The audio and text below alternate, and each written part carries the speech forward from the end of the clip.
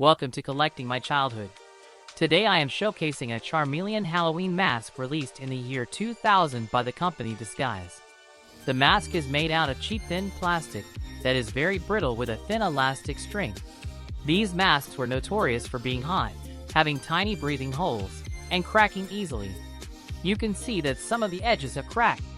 Mine is in reasonably good shape considering these weren't made to last, but it looks like the back was flattened down due to it being stored and pressed into a bag. These were part of standard costume in a bag sets. The mask came with a one-piece jumpsuit that you would wear over your regular clothes.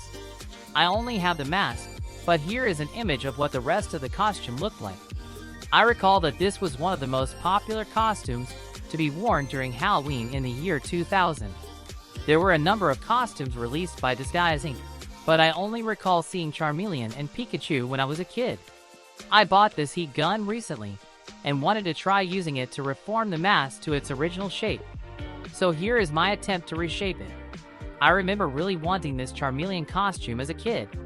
I begged my mom to take me to Party Mania, but they were already sold out by the time I convinced her to take me. I think I ended up just getting a ghost face mask and plastic knife that year as an alternative last-second costume instead since everything was so picked over. McCall's was an alternative to Disguise.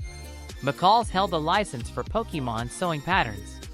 If you had a McCall's costume, your parents likely spent a few nights hunched over a sewing machine.